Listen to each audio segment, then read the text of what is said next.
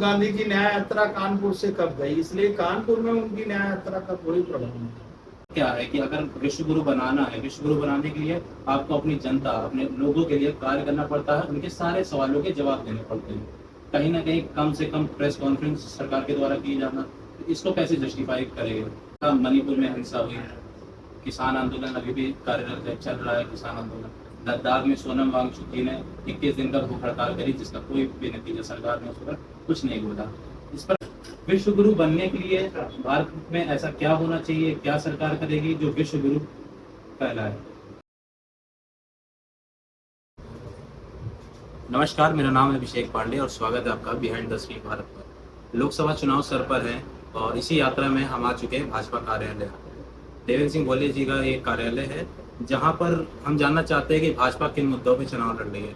10 साल उन्होंने शासन संभाला, सरकार चलाई, तो क्या अच्छा किया, किस तरह से चुनाव की दृष्टि से देखें कितनी सीटें आ रही हैं, इस पे हम बातचीत करेंगे। अभी हमारे साथ मौजूद हैं, आज यहाँ पे परिचय देना। मैं प्रबोध मिश्रा हूँ, भारतीय जनता पार्टी कानपुर दक्षिण जिले का महामंत्री हूँ और चुनाव की दृष्टि से अकबरपुर लोकसभा चुनाव का सह संचालक हूँ। तो जैसा कि चुनाव सर पर है, 13 मई को यहाँ वोटिंग है, तो क्या किसके आसार हैं? क्या पे पिछली बार से वोटों का अंतर ज्यादा होगा, क्या कैसा है? निश्चित रूप से पिछली बार से हमारे वोटों का अंतर अधिक होगा। पिछले 2 चुनावों से हमारे प्रत्याशी आदरणीय देवेंद्र सिंह भोले जी चुनाव जीत रहे हैं और दोनों चुनावों में हमारे क्षेत्र की जनता ने जबरदस्त समर्थन दिया है। और इस बार भी जो हम लोग चुनाव संपर्क के दौरान लोगों के बीच जा रहे हैं तो लोगों को बड़ा उत्साह दिख रहा है। निश्चित रूप से तीसरी बार अपार जन समर्थन के साथ हम चुनाव पुनः जीत रहे हैं। अच्छा, देश में 10 साल से भाजपा की सरकार है, जी। क्या अब तीसरी बार 3.0 जिसको कहा जा रहा है, मोदी 3.0 के नाम से संबोधन किया जा रहा है, तो किन मुद्दों में चुनाव लड़ रही? जिन मुद्दों में चुनाव लड़ रही थी वो तो बीत गया, अब क्या नए मुद्दे हैं?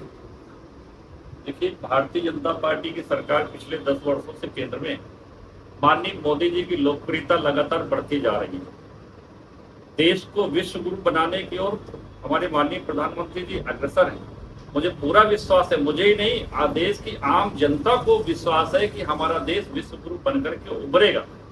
और जो उन्होंने पीछे काम किए हैं, जो वादे किए थे, उसको उन्होंने पूरा किया। जैसे राम मंदिर का निर्माण कराया, धारा 370 समाप्त कराई, पूरे देश में भ्रष्टाचार मुक्त शासन की ओर हमारे प्रधानमंत्री जी लगातार बढ़ रहे हैं, उनमें कदम लगातार बढ़ते चले जा रहे हैं।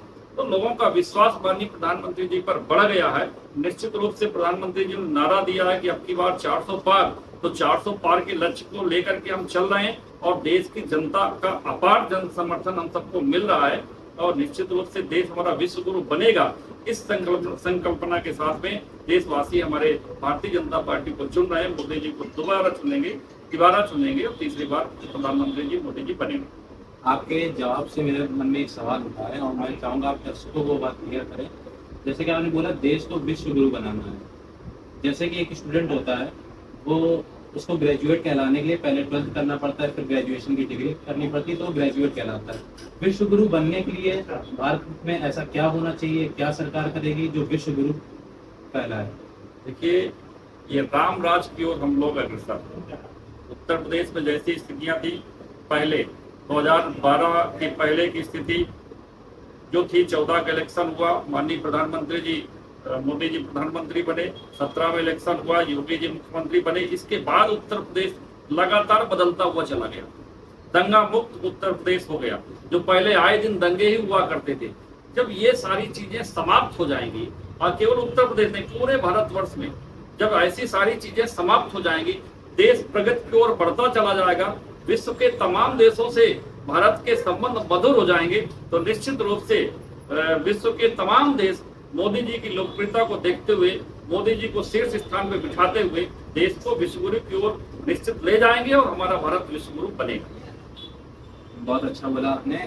एक इसी दरमियान में एक सवाल मन में आया कि दंगा मुक्त भारत, तो आप पिछले वर्षों में आपने देखा मणिपुर में हिंसा हुई, किसान आंदोलन अभी भी कार्यरत है, चल रहा है किसान आंदोलन।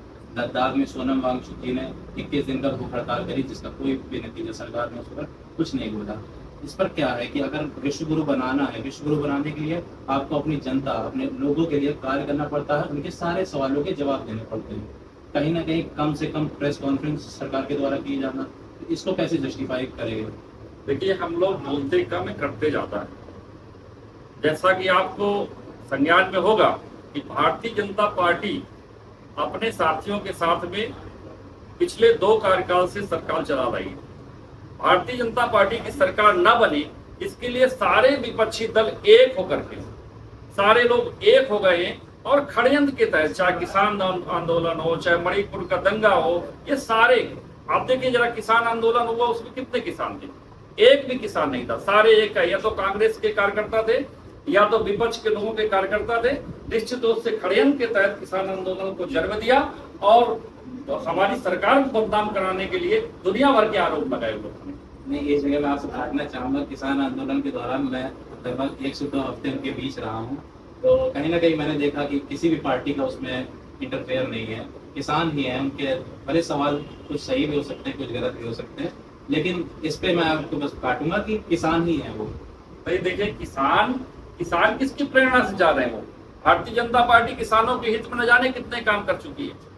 लेकिन ये जो कांग्रेस समाजवादी पार्टी के लोग हैं, इन लोगों ने किसानों को बरगला करके, और किसान के रूप में ये कांग्रेस के कार्यकर्ता भी जाते हैं। ये सारे किसान नहीं है।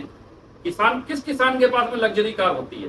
किसानों के पास बहुत सीमित साधन होते हैं, लेकिन लग्जरी कारों से जाकर के धरना प्रदर्शन करते हैं और हमारी सरकार को बदनाम करने का काम करते हैं।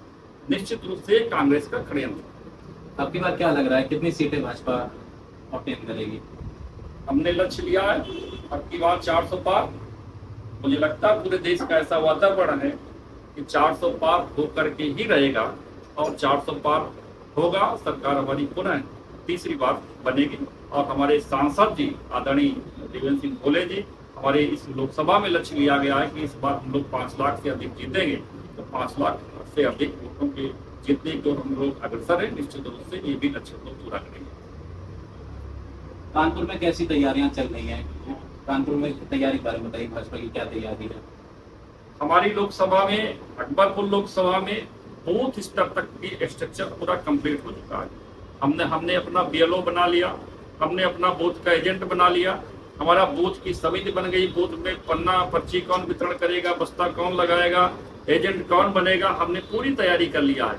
हमारी पर्चियों का वितरण तक शुरू हो गया है। तो हमारा जो बूथ लेवल का जो मैनेजमेंट है, माइक्रो मैनेजमेंट जबरदस्त तरीके से बन चुका है, और हमारे कार्यकर्ता पूरी तरीके से बूथ लेवल पे काम कर रहे हैं। तो जो हमने जो लक्ष्य लिया है 5 लाख पार का, तो इसी स्ट्रक्चर के बलबूते निश्चित रूप से इस लक्ष्य को प्राप्त करेंगे। अच्छा, मैं कानपुर में 2 सीटें जैसा की हैं, जिसमें एक रमेश अवस्थी जी खड़े हैं। सत्यदेव पचौरी का पत्र लिखकर सीट में इंटरेस्ट ना दिखाना, रमेश अवस्थी जिनकी पृष्ठभूमि कानपुर कभी नहीं रही है, उनको लाने का कैसा क्या प्लान था, अगर उसके बारे में कुछ बताओ। देखिए, भारतीय जनता पार्टी एक ऐसी राजनीतिक दल है, इसमें किसी भी कार्यकर्ता को कभी भी किसी भी स्थान तक बिठाया जा सकता है। माननीय मोदी जी हमारे एक बूथ अध्यक्ष थे। मोदी जी बूथ अध्यक्ष के बाद उनको मुख्यमंत्री बने, मुख्यमंत्री के बाद प्रधानमंत्री बने। भारतीय जनता पार्टी के एक छोटा सा कार्यकर्ता भी सोच सकता है कि मैं सांसद बन सकता हूँ। उसी क्रम में आदरणीय रमेश अवस्थी जी हमारे उत्तर प्रदेश भारतीय जनता पार्टी के सम्मानित सदस्य थे। उन्होंने भी अपना कई वर्षों से लगातार काम कर रहे हैं पार्टी के लिए। उनके भी दिमाग की उपज होगी सांसद बनने की, उन्होंने प्रयास किया और निश्चित रूप से उनका प्रयास सार्थक रहा। केंद्रीय नेतृत्व ने उनको टिकट दिया है, और जब टिकट दिया है तो भारतीय जनता पार्टी का प्रत्याशी कोई व्यक्ति नहीं होता है। भारतीय जनता पार्टी का प्रत्याशी कमल होता है। जो कमल लेकर के आ जाता है, भारतीय जनता पार्टी के सारे कार्यकर्ता मिलकर के, नेता और कार्यकर्ता सारे मिलकर के उस व्यक्ति को चुनाव लड़ाते हैं। जहां तक आपने पूछा, माननीय सत्यदेव पचौरी जी जो कि सांसद रहे, उनका भी आशीर्वाद रमेश अवस्थी जी को मिल चुका है। रमेश अवस्थी जी के साथ उनसे जितना संभव हो सकता है पूरा प्रयास कर रहे हैं, और रमेश अवस्थी जी भी बहुत बड़े अंतर से चुनाव जीतने वाले।